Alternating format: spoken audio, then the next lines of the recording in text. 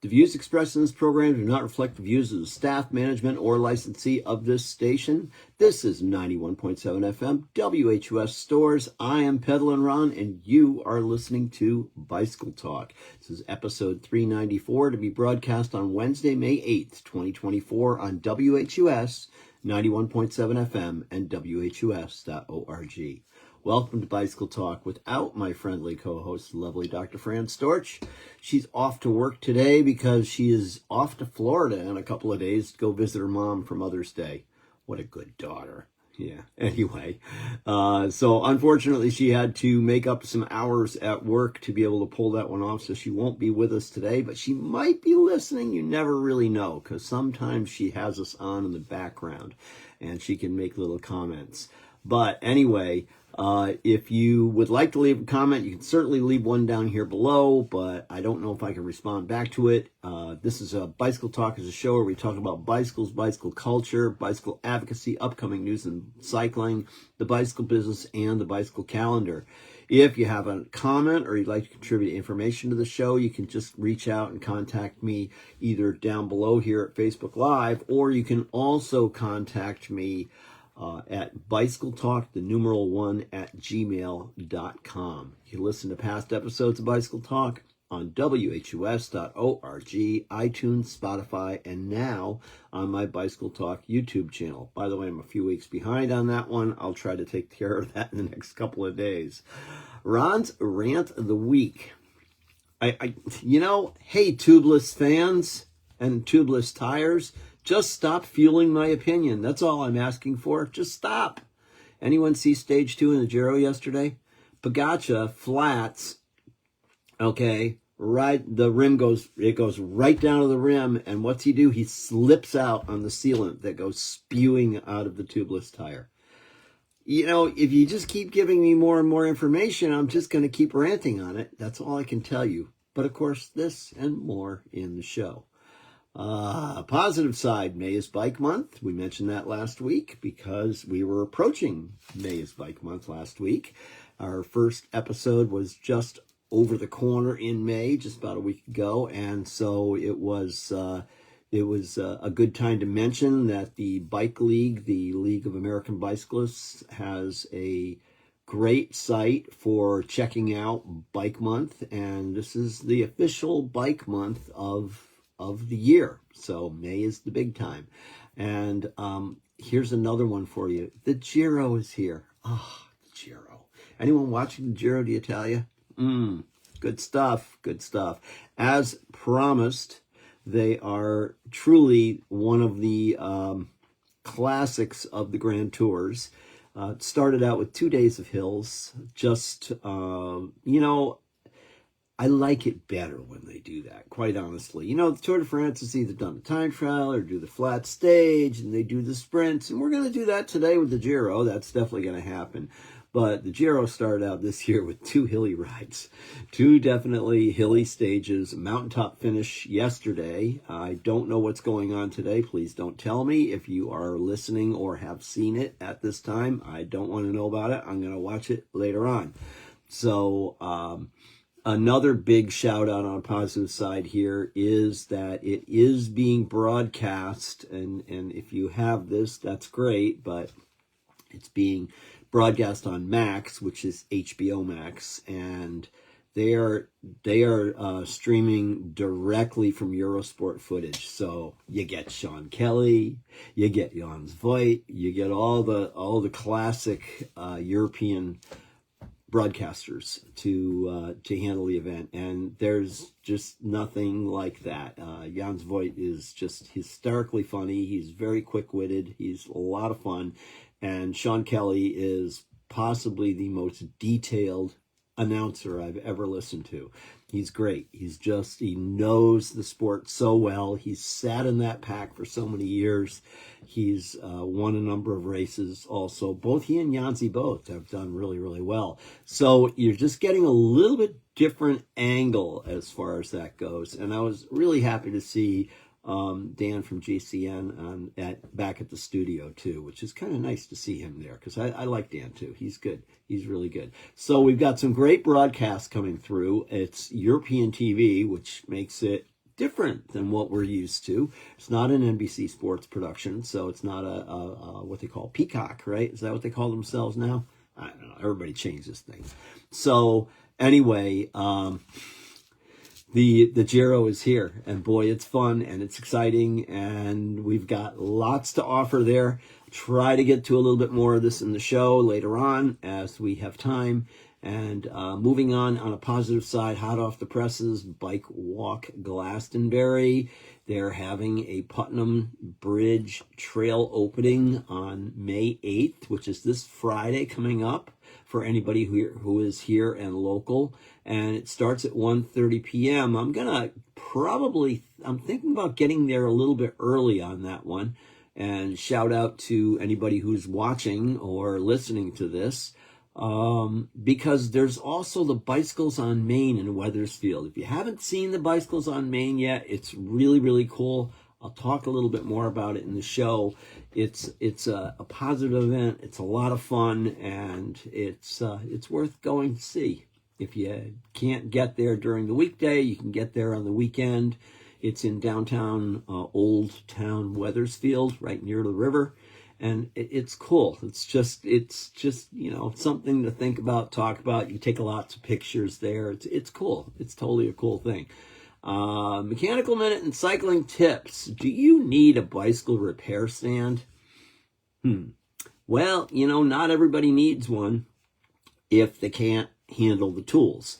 In which case, I highly recommend visiting and establishing a very strong relationship with your local bike shop.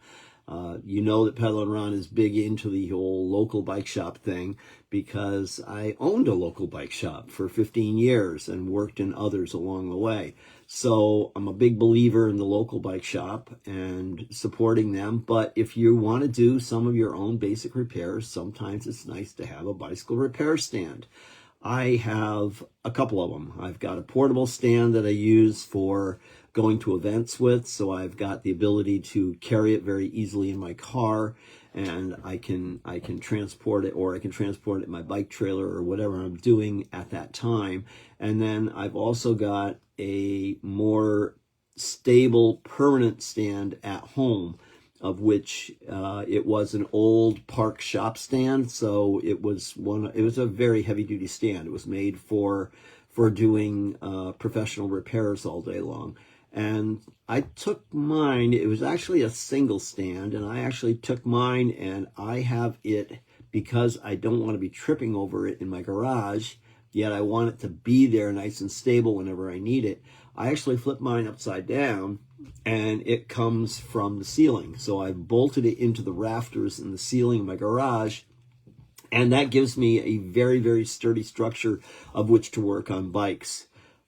Just recently moved it around a little bit more. I keep tweaking it, moving it in different places on the ceiling because I want to make sure I've got enough room to get around the bikes and get around to my bench and all that, and to my tools. But it's a really, really nice thing to have. So why do I need a bike stand? Some common repairs that can be done with a bike repair stand include replacing your chain, cleaning your chain, patching tires or inner tubes, whatever if you're a patcher. Not a big believer in the patch thing, but you know what? If you have to, you have to. And sometimes, it makes a good spare as long as you make sure it does hold air so that when you need it as a spare, you can actually use it as a spare. That's a very disappointing thing when you pull out your patch tube and you find out that the patch didn't hold. So anyway, and I'm not a real big believer in patching a tube on the road unless you are down to your very last tube and it's an emergency situation. There's just a whole plethora of problems that happens when you try to patch a tube on the road. First of all, starting with sweaty hands, which have skin oil and other various problems. Plus, if you've been touching anything to contaminate the area that you're patching, that's going to be a problem. You really have to have a very, very clean surface in order to patch a tube. So, hence, I don't generally carry patch tubes with me as my spares. I carry the full brand new tube with me, and that's kind of a thing I do, and I like that. Other things you can do is you can replace inner tubes, and you can replace tires when you have a nice repair stand to work with. You can actually true your wheels on the bike on the repair stand because you got a very stable surface. Now, better yet, if you have a nice truing stand, that's even better. You take the wheel off and you put it in the truing stand, and then you can really fine tune it and get it exactly right. But in a situation where you don't have something like that, you can generally use the brake pads as the guiding points for truing the wheel, and you can do that right on the bike on the repair stand. Tightening bolts, yeah, obviously. Changing brake pads, yeah, you can do that too. And adjusting front and rear derailleurs, yep, that's all there. Replacing cables. There's just so many different things that you can do when you have a repair stand at home. Again, if you do not have the knowledge to do any of this, don't do it. All right, go to your local bike shop. They're really nice. They're friendly. If they're not nice and friendly, find another local bike shop that is. That's a shout out to anybody who's getting grumpy at their bike shops. Don't get grumpy on me. Grumpy happens, by the way, if you're ever worried about that and you're concerned about the fact that, gee, my local bike shop just seemed really grumpy today. What time of the year was it when they were grumpy? Grumpy tends to happen towards the end of the season when they've answered that same question you're asking them the 1,000th time, and there it is again. You might get a little eye roll, and you might get a little attitude. There's no excuse for it. Okay, you should be nice all the time. That's just the way it is. We're all in the same boat here. We all like to ride bicycles, and be kind. Be kind. If you wish to have business come back to you, it's extra special to be kind. But anyway, grumpy does occur towards the end of the season, just so you know. Also, grumpy occurs when you're too demanding on your local bike shop. If your local bike shop is really, really busy, they can sometimes get 3 to 5 weeks behind in repairs. They're going to have a lot harder time taking care of you than they would have if you had just come to see them when they weren't busy. So I highly stress that, I just really, try to visit them when the time is right. And as always, when I talk about local bike shops, bringing along a friendly beverage or treat is a bonus that will put you it'll put you in a special place on the repair rack. Usually that works fairly well. These guys are tired. They're, been doing it for a long time, and it's nice to have a refreshing little surprise when you walk through the door instead of a catastrophe when you walk through the door. Speaking of catastrophes when you walk through the door, I'm going to give you a little bit more instruction here on dealing with your local bike shop. Don't go there with an absolutely filthy, disgusting bike, please. Don't do that. Clean your bike before you get there, or at least clean it down to a certain degree so it's not like this disgusting looking whatever. We used to get everything coming in the store. I had a few people that they were full-time riders. They used their bikes for transportation. That was their transportation. That's all they had. And their bikes were mildly disgusting every time they came in because they used them every day, all day long, and they got filthy. And, they got to buy.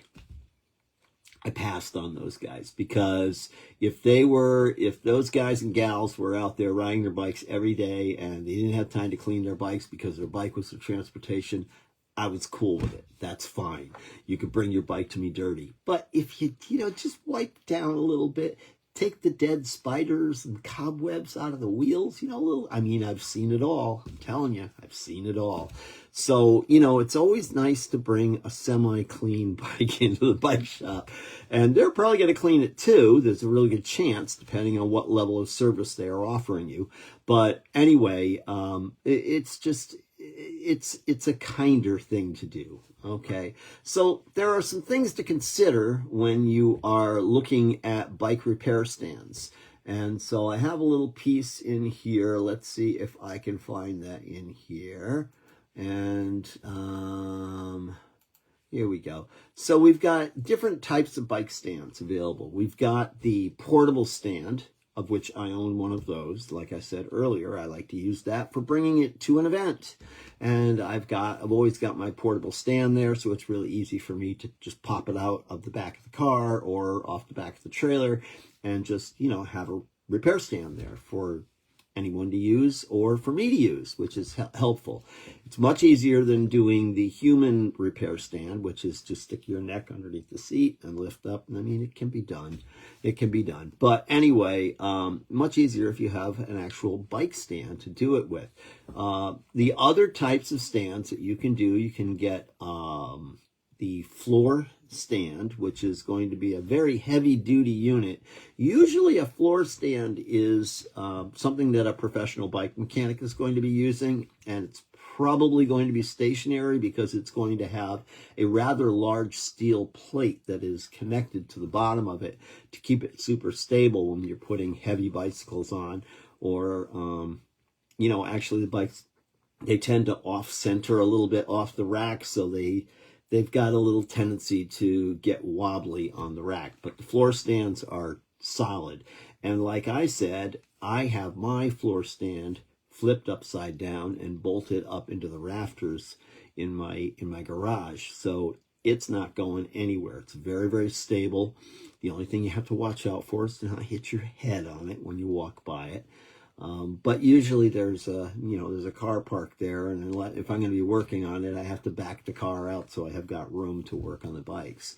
So that's something you should definitely look at. You can get repair stands in a fairly inexpensive level. Remember, the less expensive ones are not going to be as stable, but they might fold up for storage, so that could be kind of a nice thing, and they're probably going to be a portable stand.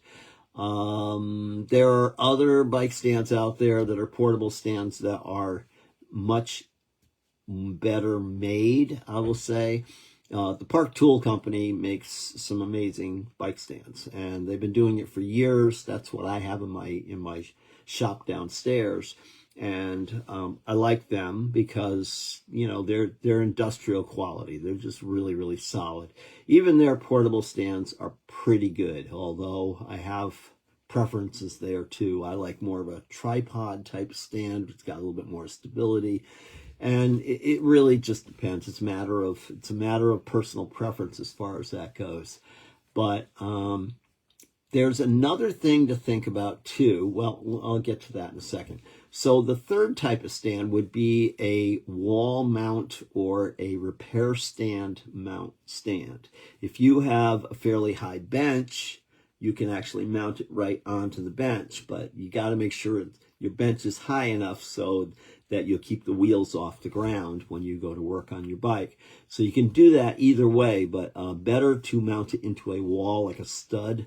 If you've got a garage space that you're using, or a barn space or a shed of some sort, you want to bolt it right into a stud of some sort so it's going to really be stable. And you can lag bolt those things in, and just like the repair stand that I have coming off of my ceiling in my garage, it's very stable and it's not going to go anywhere. So it's handy. It's real, real handy. And so you really kind of have to take a look and see what you've got as far as that goes. The other type of stand the other thing you have to consider when you're looking at repair stands is you got to look at your bikes, because there's so many bikes now that have all sorts of aerodynamic seat posts and other various things that aren't quite right. I am not a big believer in clamping on anything but the seat post, because you can get yourself in a world of trouble if you try to clamp down on a carbon fiber tube, and it's a great way to ruin a perfectly good bicycle. So you got to be super careful about that. I wouldn't clamp on any seat tubes whatsoever unless I knew they were steel or titanium. But I would, even aluminum, I'd be a little cautious about. So better to have something that you can clamp onto the seat post, and you can do it that way. Park Tool also makes a really interesting clamp that goes down into the seat tube of the bike and tightens up and expands in the inside of the seat tube and then clamps onto your stand. So there are ways of dealing with it, but boy, if you got one of those crazy aerodynamic fancy bicycles with the aerodynamic seat tube and the aerodynamic seat post, you got to be real careful about what you're purchasing as far as your bike stand is gonna that you're going to be using at home. So please be cautious about that sort of thing. I think we've spent enough time on this. This pretty much gives me, this gives you guys a good idea. If you have any other questions about bike stands and you want to know a little bit more about, what do I need and what should I use, you can send over information to me and I can evaluate it and help you decide if you're looking for a good, nice stand. Again, I emphasize very, very strongly, I emphasize that if you do not know what you're doing, you don't need a bike stand. I mean, you can have it and you can use it for putting your bike up on it and cleaning your bike, and you could use it for, that's kind of an expensive way to do it, but that's a way you can do it. You can use it just for cleaning your bike if you need to. A clean bike is a happy bike. And not to say that your bike's not happy if it's dirty, but it's happier if it's clean. So remember that. And so you could even use your bike stand just for cleaning it down or wiping it down with rags and, spraying down with a little soap and water to clean everything off really good. When I clean a bike, I tend to like to take the wheels off from the start and start from the frame and work my way out and then do the wheels separately. And if you've ever watched a professional race mechanic going over all the team bikes at the end of the day, it's impressive the amount of cleaning that they do to make those bikes real pretty. When you're in a pro bike race team, your bikes have to look perfect every single day because your sponsors are paying for that, and your fans want to see a pretty bike. They want to see it real nice. So anyway, the bike repair stand can be used for cleaning your bike too. But again, if you don't know what you're doing, don't do it. People used to walk into my store and they'd say, I'd like to buy a spoke wrench. And I'd get a little hesitant. Say, well, I've got spoke wrenches. They're right over here. And they would be up on the wall, and they'd take it off the wall and they'd bring it down and say, is this what I need to true my wheels? I said, well, that's the tool you need. But there's some knowledge that goes along with this. And if you don't know how to use it, you can cause yourself more trouble than you're going to do good. So be sure you know what you're doing when you're using it. Well, I've never really done this before. Can you give me some tips? And I said, I'll have your wheel all set for you tomorrow. How's that for a tip? Oh, really? It's that hard? Well, it's not that hard, but I would get an old wheel that you have no attachment to whatsoever, something that is already on its way to the landfill or to the recycling bin, let's say.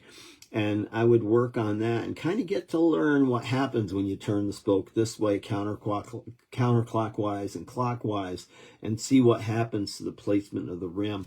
It's a craft. It's something that you really need to practice.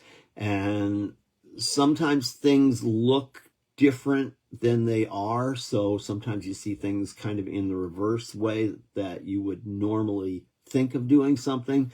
And you can get yourself in a whole boatload of trouble if you're not careful with your spoke wrench. So be sure if you're going to use the spoke wrench that you know what you're doing, because it's a great tool. It's a great tool. I usually carry one in my tool bag on my bike just in case somebody gets in trouble on a bike ride and I need to do a little bit of fine tuning for them, or even for myself if I need to do that. Rarely do I have that opportunity to do that on my own bikes because my bikes are usually pretty good to start with, but sometimes you hit something and sometimes you break a spoke. It happens. By the way, backing up, I'm still playing with the subject and I got to move on. If you do break a spoke on a bike ride, now it's time to go see your local bike shop, because there's probably a good chance if you break one, you're going to start breaking more in the future. Broken spokes tend to be a tensioning issue on the wheel if it's not tensioned correctly, and the local bike shop will be able to figure that out. or it tends to be a brittle issue, and spokes do get brittle over time. So yeah, they don't last forever. It would be nice, but they don't last forever. So you might want to, if you break a spoke, you might want to go have a conversation with your local bike shop, because they'll give you an opinion as to whether or not it is time to rebuild the wheel or replace the wheel, because there's other things that could be happening. So anyway, let's move on. That's enough of the mechanical minute. That was a lot of mechanical minute. So we're gonna move on. Oh God. Minora. There's a company called EVT, and they're going to Japan's Minora to manufacture a very, very expensive portable bicycle repair stand. I saw that in Bike Retailer this month. So we'll see. It's not for everybody. Looks like it's more of a professional unit to me than anything else. Let's go on to May is Bike Month. Yeah, because May is Bike Month. So there's lots of things going on, and we talked about this last week, and I'm going to talk about it every week as we get into the month of May, because there's so many things going on. And so I'm just going to go down the list here, just so you know. In 2024, Bike to Work Week will be celebrated from May 13th through the 19th, with a Bike to Work Day on May 17th, 2024. And this is a time that you can say, you know what, I'm going to do this. I've been listening to Pedal Ron for years. Pedal Ron keeps telling me that maybe I need to park my car or truck someday and use my bike instead. I'm going to commit myself to riding my bike to work and home. Or, if you're not working anymore, I'm going to commit to riding my bike to the grocery store and back home, or to run my errands around town and back home. This is the time to do it. It's like, let's get the fever. It's hot. It's a nice thing. It's kind of a cool thing. So anyway, I don't know why Don Rogers here says he's lost my sound. I have no idea if that's on my end or your end, Don, but I don't think it's on my end, because I'm still getting feed on mine. But anyway, could be a Facebook problem. You never know. So 40% of all trips in the U.S. are less than 2 miles, making bicycling a very feasible way to get around. Less than 2 miles. Think about that. Now, if you live in a really rural area, that's probably going to be a little bit different number. But if you live in an urban area and you need to run down to the local convenience store or to the grocery store or whatever, it's probably not that far away. And that's why it's a great thing to do. All right, Don, you get your sound back. That's good. So anyway, it's just... And when you think about it, first of all, let me mention, I have gone to stores, shopping centers, malls, whatever you want to call them. Probably not the mall very much, because I'm not a big mall guy. But anyway, I've gone to places to shop, and I have watched, because I just picked the first spot I find to park. I don't think twice about it. Sometimes I park further away so I can get the first place I find, because there's no one there. So therefore I can park there. It's really easy, right? Yeah. So I got to walk a few more feet to get to the store. I've watched people drive around in circles for 5 minutes trying to find the ultimate parking space. Well, when you ride a bicycle, guess what? You get the ultimate parking space, because you can put your bike right next to where you're going, because it's a bicycle. It's not a car. It doesn't require a space. It may require a rack, or it'd be nice to have a rack. But once you get familiar with your local stores, you start to figure out who's got racks and who doesn't. Guess who gets the bicycle person's business? The one who has the rack, of course. And if they don't have a rack and it's a favorite store of yours, that suggestion should be made. It's a great idea. And you can tell them they can go through their towns and they can ask and see if there's a city's grant for it, because there's often grants available to put bike racks outside of businesses. little talking point there. And if you are so industrious as to go to the town hall and talk to someone about that before you present it to your local merchant, who you love to go to on your bike, but there's no place to lock your bike up, then, you can do the homework for them and then just say, hey, you need to talk to, Dave, what's his name, at the engineering department in the town of where, and see if they can help you out, because they have a small cities grant available that they could use for putting bike racks in all along this whole plaza area that you're in. So that's a thing that a lot of people don't understand. A lot of business owners don't know that these things are available. And the thing is, think about it. If you can put a half a dozen bicycles in front of a cafe, all right, that's a half a dozen cars that aren't taking up the space outside the cafe, where there may only be a half a dozen parking spaces to begin with. So guess what? You get more business without having to have more parking. I hate that, well, we had to move because we needed more parking. I hate that. That's like, no. Maybe what you need to do is you need to work on your clientele a little bit and figure out a way to make it more accommodating for them, and figure out clever ways to do that. So anyway. So that's 40% of all trips in the U.S. The Bike to Work Day, which is coming up, National Ride a Bike Day, was held the first Sunday of every May. Of course, it's long beyond that at this point in time. National Ride a Bike to Work Day will be held on May 5th. So we've already passed that. That's also Cinco de Mayo. Happy Cinco de Mayo to any of you who celebrate that. And yes, May the 4th be with you if you're a Star Wars people. Anyway, so the walk, bike, and roll to school day is another thing that is out there. The 2024 date is May 8th, which is coming up. That is on Thursday of this week. If your local school has something like that going on, they could really, really use your help, because it would be nice to have parents that are capable of assisting, monitoring, and chaperoning kids if they have it in their minds and so desire to ride or walk themselves to school. What a great idea. What a lovely idea. What a wonderful teaching moment for parents if you have the time to do it. And so anyway, another thing that happens, and another thing that I wanted to talk about here, was the Ride of Silence, which is another thing that we are locally doing here. We are the only Ride of Silence in the state of Connecticut, as I know, to this date. I am pretty sure. So, and I can even check that out right now, because I'm going to click right into their site.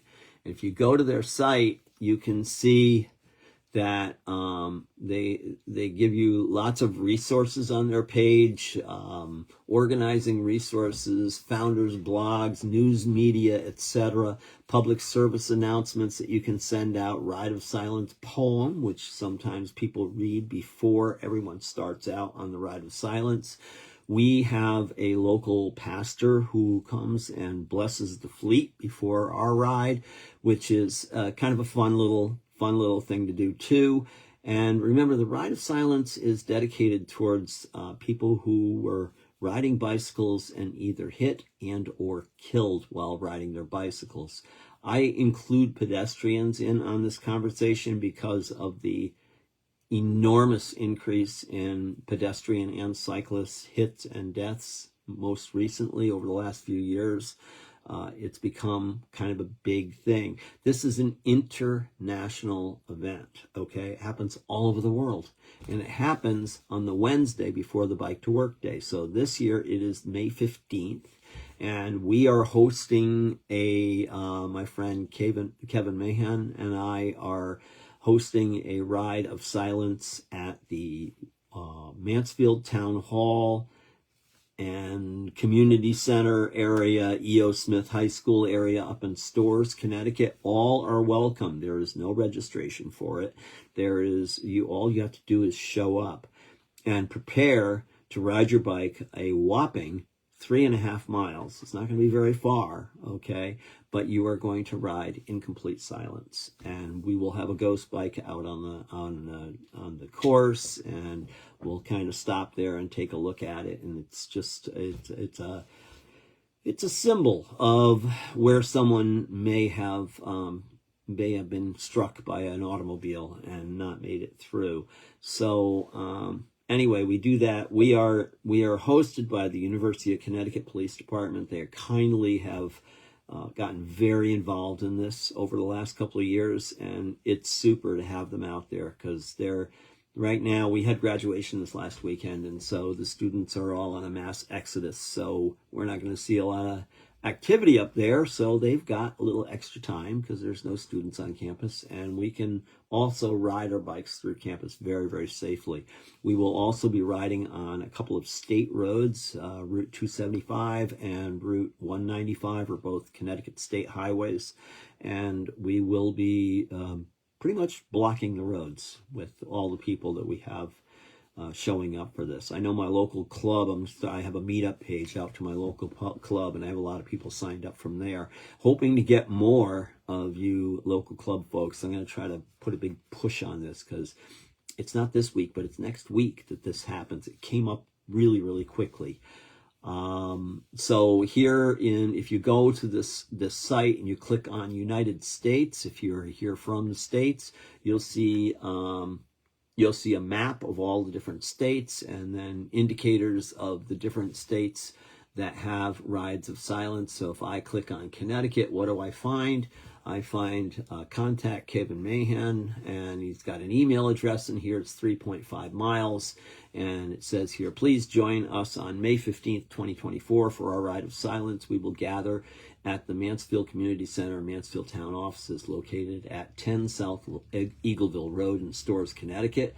We're going to gather at 6:50 p.m. I'm telling people 6:30 p.m. just so we can get everybody in there in case we get a big crowd. And they're going to have a blessing of the bike and leave promptly at 7 p.m.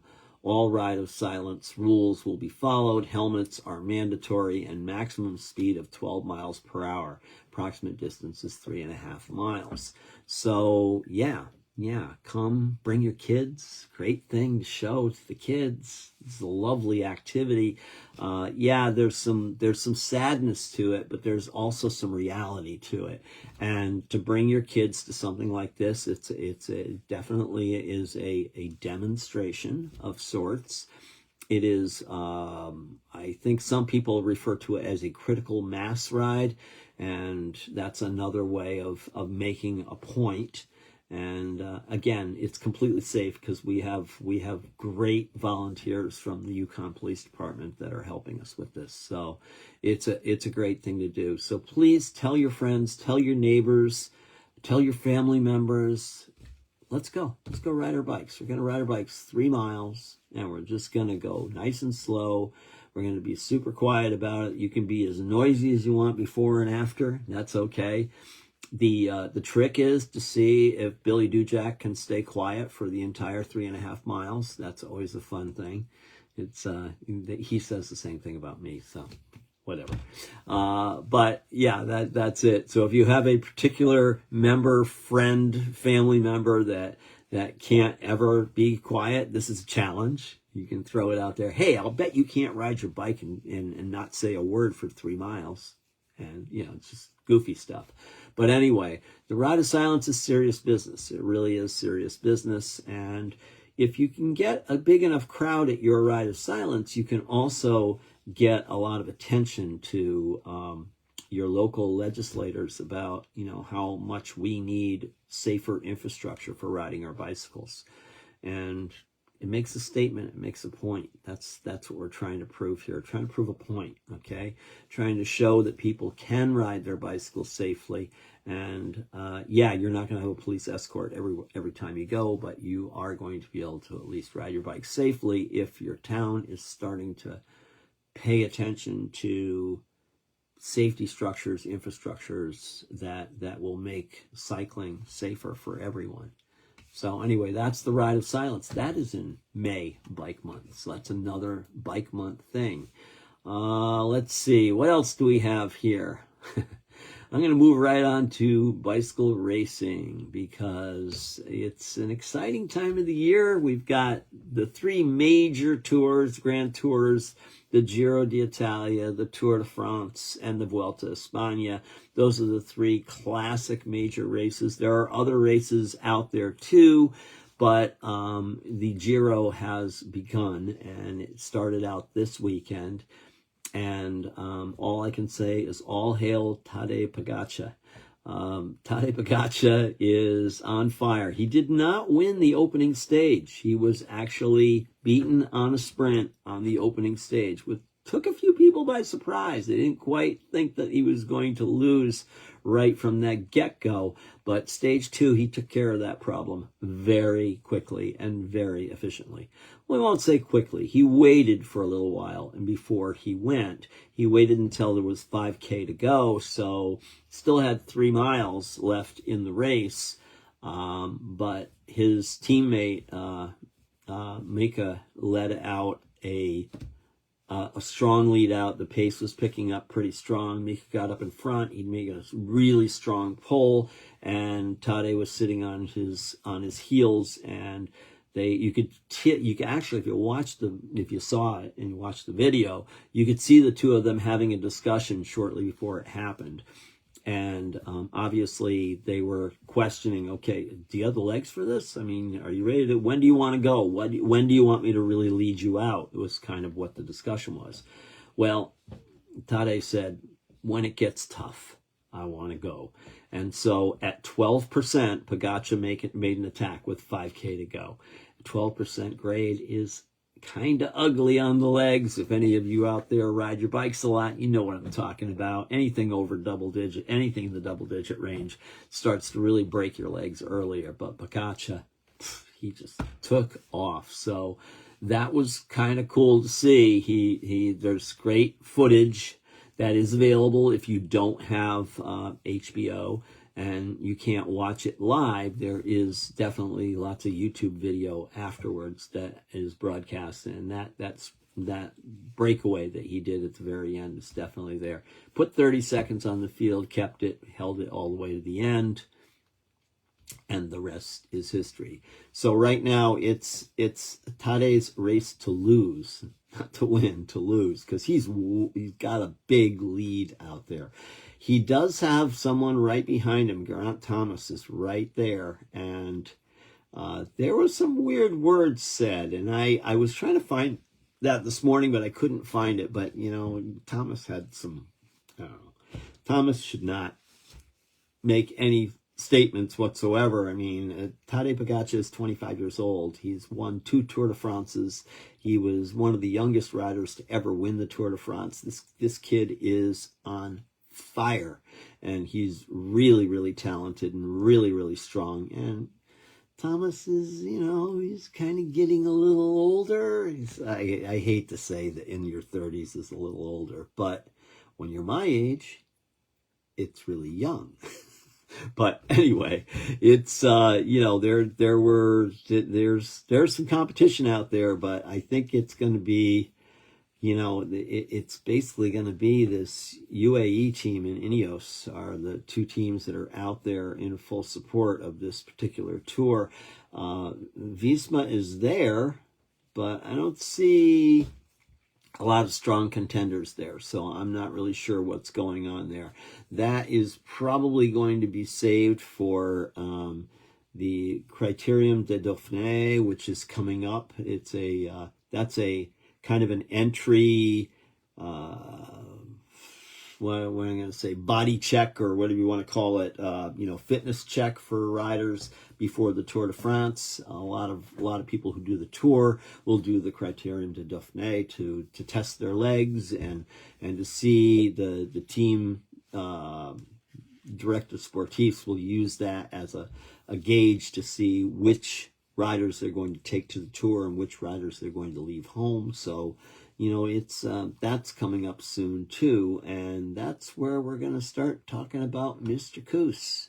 Yeah, Mr. Kuss is he is working on his fitness, from what I've been told. I don't know exactly where he's at as far as that goes, but there still is, he's still got some time, and whether they make him the team, GC guy or not, I don't know. But, right now, they're all on Tadej Pogacar, and he's just an amazing guy, and I know I have something in here on him. From the Giro d'Italia 2024, Tadej Pogacar form raises huge questions despite the stage 2 win. Did we see some grimaces? I don't. I think somebody's getting critical here. What is this site from? This is from, I don't know what this is from. Anyway, he may not be in his best fitness at this time, but it doesn't really matter, really, if he is planning on going for a double. And what I mean by going for a double is he could do really, really well in the Giro and probably win the Giro, I think, at this point, and then go on to be very, very competitive in the Tour de France afterwards. Typically, those guys are kind of right on the back of one another, so it's a little bit of a hard call to be able to pull off two grand Tour victories in a row like that.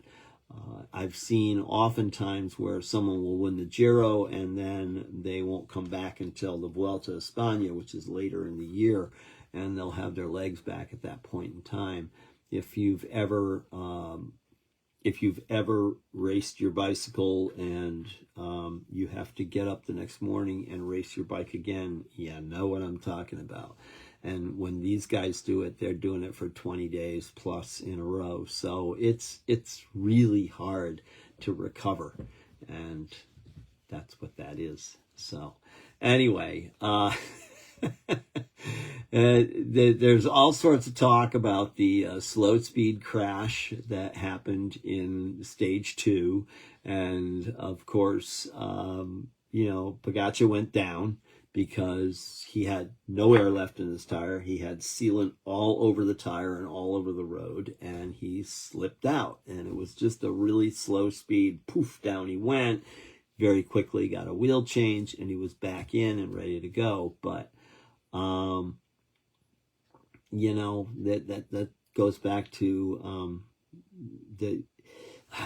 where do I start? Where do I end? The UA team has two choices to use as far as their tire sponsor goes. That tire sponsor makes both tubeless tires and also makes tubular tires. So tubeless clincher tires and tubular tires. If you're gonna ride with sealant inside your tire anyway, why not ride a tubular tire? That's my feeling. Because when it does blow or whatever, it gets a puncture, it doesn't spew out all of that sealant all over the place, and it just makes a big mess. It stays contained within the tire. But I go back to my tubeless tire thing, and I just wish that I could find more wide tubeless tires that have just a road tread on them, not a cyclocross tread. You can find plenty of them with cyclocross tread because that's what they make a lot of them for that. I'm waiting for a good 32C tubular tire to come out because I haven't found one yet. If anybody out there is listening and they found one, please let me know, because I would much rather ride on those than ride on clinchers that I'm riding on right now. I'd be a lot happier. The ride quality is that much better, and I just, I like them better. I find them far more dependable than a tubeless tire. If you're gonna use tubeless tires and you're on a mountain bike ride or in a mountain bike race, or you're just out cruising around on your mountain bike, I think tubeless is the way to go. But please keep them off the road. I just, every time I see another mishap with them, I wonder why the UCI is still allowing them to happen at this point. They're just not as dependable as everyone seems to feel they are. So anyway, my opinion, you get a lot of those when you listen to Bicycle Talk. I have opinions. It happens. I've been around. I've been on the earth for a few years. So I have definitely formed some opinions because of that. Yeah, it's we're just gonna see what happens. I think his fitness looks pretty good. I was very impressed with his launch on that 12% grade. That 12% grade, which I think eventually became a 14% grade. That was not an easy thing to do, and he seemed to handle it just fine, and at a pace which was what I would call conservative, even. And if that's conservative, wait until he really lets loose. And, he's got a number of days to work on his fitness. Today, he's probably just sitting in. Again, like I said, I do not have any results from today's Giro, so I don't have that information in front of me, and I'm not going to give you any spoiler alerts or anything like that. So, it's... he's got time in the next 3 or 4 days, I believe, to basically just sit in and let his teammates surround him and bring him into the finish line. You can get a lot of fitness with that. You really can. It makes a big, big difference. When you can just sit in, not have to worry about anything, and you've got the protection of your team all around you, and you've got the dependability of the wheels that are around you. You get a lot of quick fitness from that. It really makes a big difference. So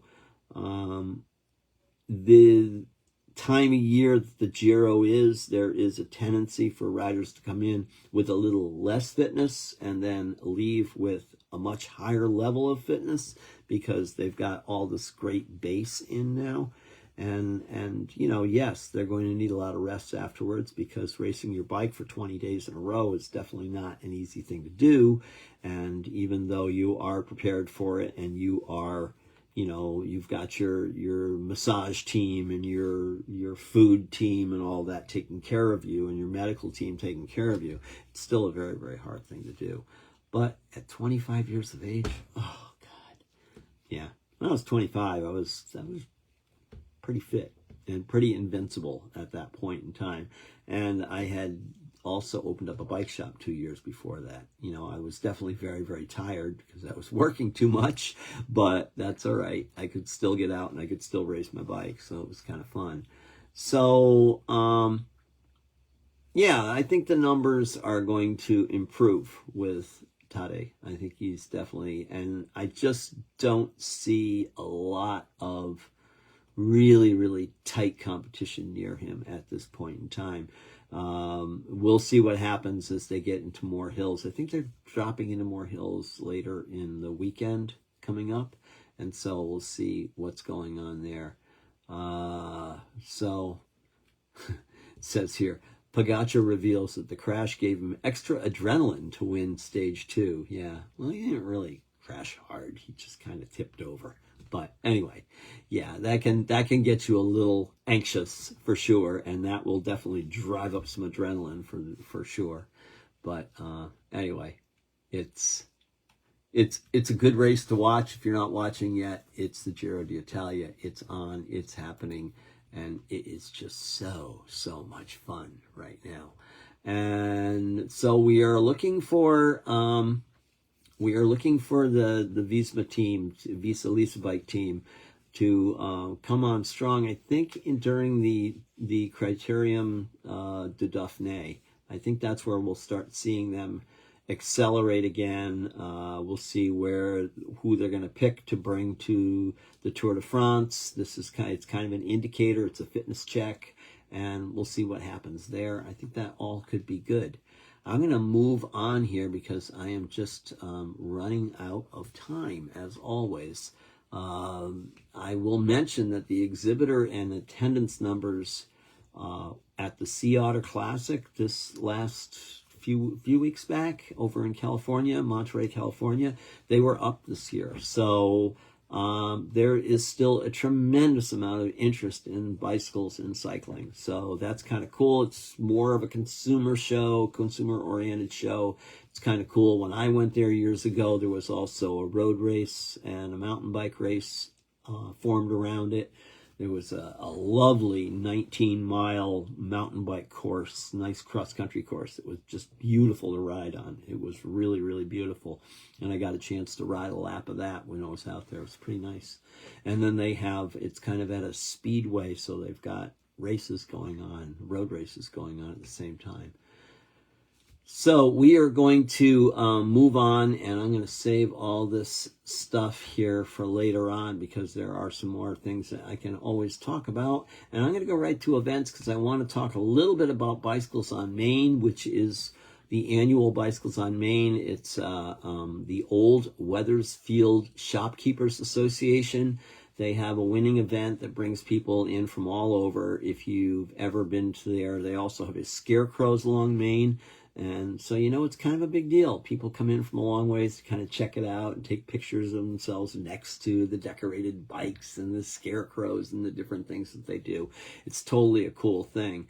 So it is to help celebrate Bike Month, National Bike Month. So the 1st of May to the 31st of May. It's a beautiful place to go. It's a lovely spring day. There's shops and cafes and all sorts of things to do.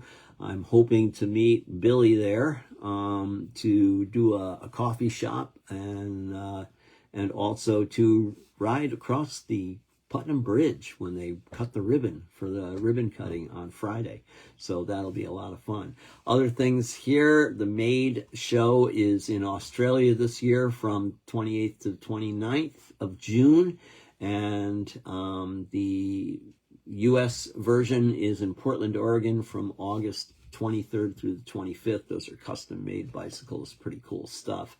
Domestique Events has another epic ride coming up this fall, the Lime Rock Epic. The Ride of Silence is May 15th, rain or shine, and we hope to see lots of you there. I have lots of overflow parking over at E.O. Smith High School if we need overflow parking, or you could just ride your bike there if you want.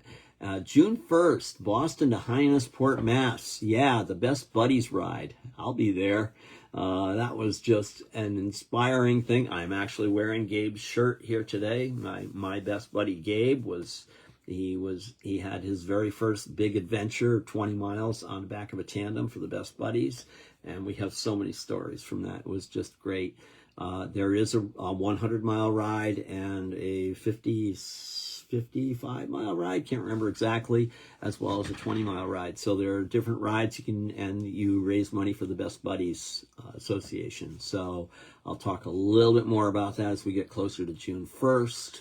And Ride the East is June 8th, 2024. It starts at the Gilson House Museum in Willimantic, Connecticut, exploring the airline trail with the East Coast Greenway Alliance and Trust for Public Land. Got a couple of different rides there. There's I can't remember exactly what the routes, a 48 and an 18-mile ride on stone dust, so it's a gravel ride. The 2024 Steeplechase Bike Ride Walk is Saturday, August 17th. We have a 20-mile, 35, and 62-mile road ride, a 5-mile fundraising walk, and in addition to last year's 18-mile gravel ride, there is going to be an additional 40-mile gravel route available, 90% dirt roads and trails on that. Project Mayhem Cyclocross is coming up this fall. Stay tuned. I will be a part of that also. So here's our finishing points. It's Bike Month. Right. Cool, huh? Yeah, do something fun for Bike Month. I think that's a good thing. And how about the Giro? What's your prediction? Predictions are pretty strong that it's going to be Tadej Pogacar. But, that's what it is. And am I going to see any of you at the Putnam Bridge trail opening? Hope so. That'll be kind of fun. So, 2024, more miles, ride and commute to work around town, better fitness, or simply enjoying your bike rides so that you take, and more by just like slowing down and, smelling the roses. I'll say it again. It won't be my last time. Get loud, get active, Our time has come. Stop complaining about traffic, dangerous roads, the price of gas, and the lack of places to safely ride, and join the revolution of change. Hey, take a day. Park that car or truck. Ride your bike instead. You just might surprise yourself. The views expressed in this program do not reflect the views of the staff, management, or licensee of this station. You've been listening to Bicycle Talk, and here on WHUS Radio, I'm Pedalin' Ron. Remember, keep that rubber side down and the wind at your back. Get out and ride your bike. It really could save your life. This is 91.7 FM, WHUS Stores, and WHUS.org. Thank you so much for listening. Take care now. See you next week.